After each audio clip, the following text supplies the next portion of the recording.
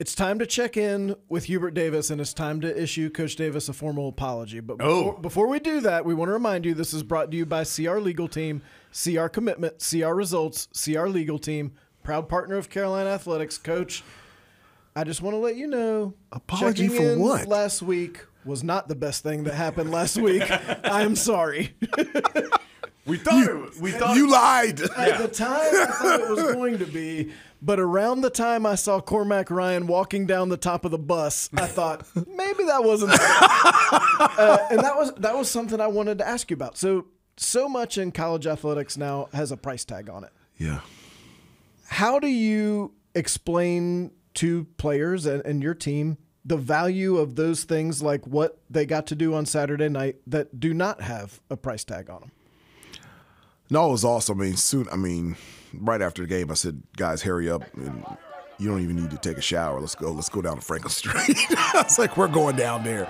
The only, sad part about it is, it's the start of spring break, and so I can't remember a time where a Duke game's been a part of spring break. And so from that standpoint, I was a little bummed for the guys, but we were still going down there, and we took the bus as far as we can go, and I told the guys to get off the bus, and if they wanted to stay downtown, I'll take their bags to the gym and put them in their locker. But, they'll remember moments like that for the rest of their life. When you talk about a price tag, like, you can't put a price on that. Those are memories. Those are testimonies. Those are experiences that you will talk about and remember for the rest of your life. And for me, too. I never even knew the bus had an exit latch up top. So when they said that Cormac was on the roof with the trophy, I didn't even know that was possible. But the funny thing is, as soon as they told me that, the first thing I thought about was Sam Perkins and Cecil Exum.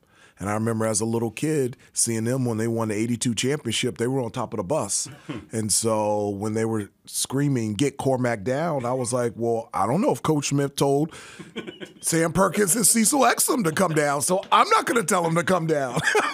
Just don't fall down. It was awesome. I was going to say, so you were not on top of the bus. What? I couldn't get on top of the bus. I didn't even get off the bus. Well, that was going to be my question to you. So this is something, and even when you and I spoke immediately after the game, it was something you knew you wanted to do, and you've said from the moment you were hired that you wanted your teams to have these type of experiences.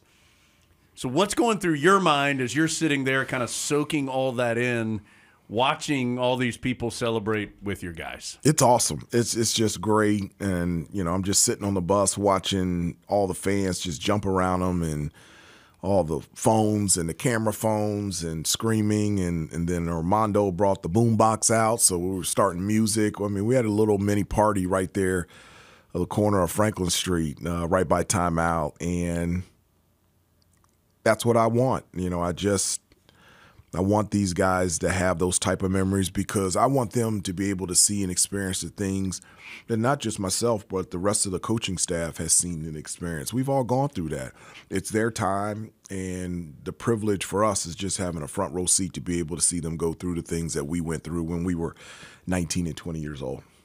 They were able to do that because of the way they played at Cameron. Yeah. We saw a wrinkle from you that I don't know that we've seen before. The inbound play late. We did that earlier this year. Okay. Well, when everybody we did it lined against up out of Tennessee. bounds. Okay. What is the, Adam doesn't pay attention very I don't close really watch. attention I during don't. the games. I don't watch. You the weren't games. checking in earlier in the season? I don't watch the in games. non-conference play, you weren't checking in? That's right. Actually. What's the advantage to everybody lining up out of bounds? What kind of opportunities does that create to get the ball in that you wouldn't in a more traditional alignment? It's just something different. Just, in those situations, we would only use that in a late game situation where we just need to get the ball in. We knew that as soon as we get in, we would get fouled. And it puts our best free throw shooters in a position to be able to get the ball so that when they get fouled, they can go and knock down the free throws, and Cormac got fouled. And it was also to give them a different look. Our press offense has relatively been the same all season, and teams can scout against that, and they can do different things to make sure that the ball gets into the hands of guys that have lower percentages from the free throw line. So we always have little tweaks, pivots, and changes and on a number of different things. But that's something that we do only in that situation when we don't need to get the ball across half court. We just need to get the ball in to our best free throw shooters.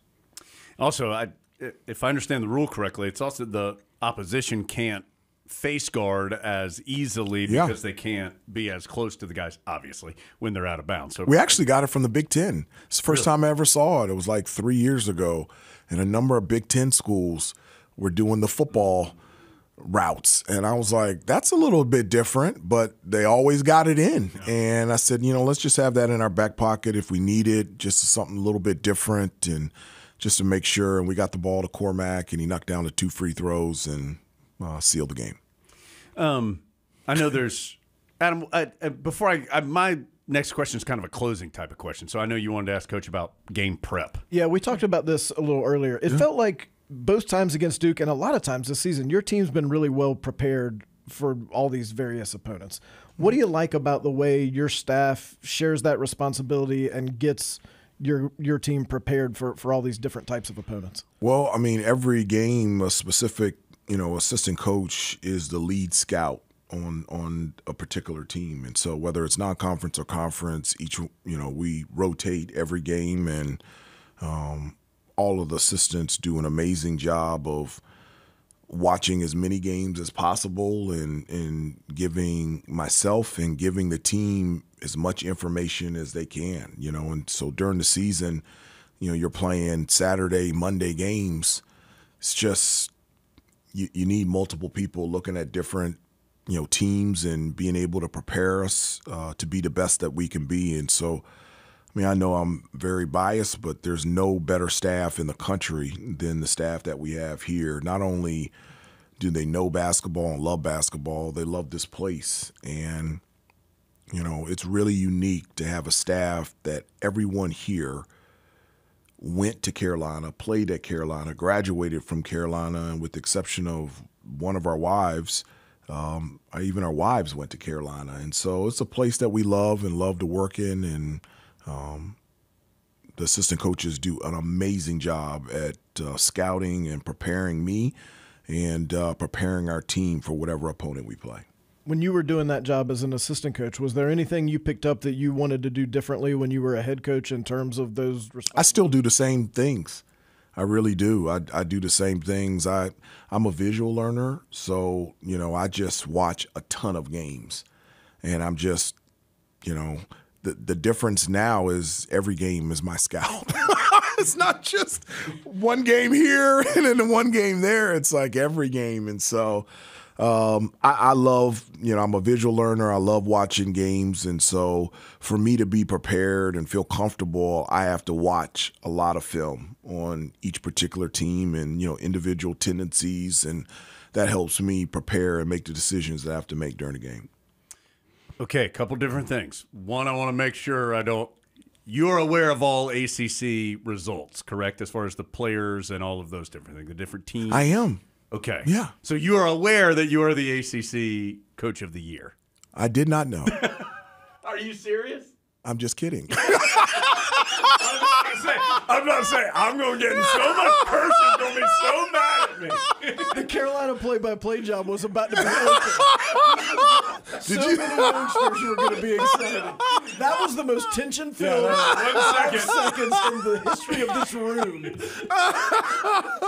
Okay, now that I'm not concerned about my immediate future, I have to imagine, I know you're not in this to get that, but I also have to imagine that's a gratifying feeling.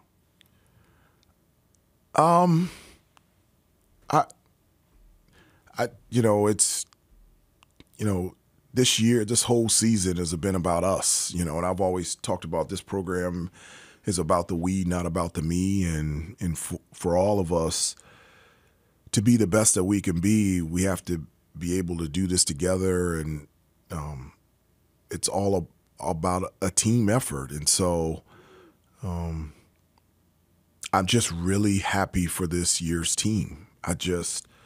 For them to win the ACC regular season outright is huge since 2017. It's for them to have those experiences on top of the bus and on Franklin Street, and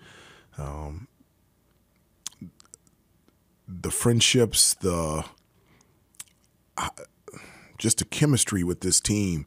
That's the thing that really brings me joy. It's just, I don't know when I said it, but from the start, this team has enjoyed and wanted to be a team. And so that's the thing that puts a real big smile on my face, and I'm really happy for. All right, ACC tournament. Have you recovered? No, that was not nice of you. I know. I'm just playing around with you. It's all good. It's all good. It's all good. ACC tournament's up next. Obviously, I mean, there's a very clear delineation, the end of the regular season, and it ended with such a high and such an emotional plus for your team. I have to imagine it's difficult to come back down and then get back together and then get back going again. How do you try and manage that here over the next couple of days? I think our guys have learned a lot this year of being on a high and having to keep it there. And I think, there's times throughout the season where, we've played really well, and then we've taken just a little deep breath, and then the next game we don't play as well as we had hoped to play.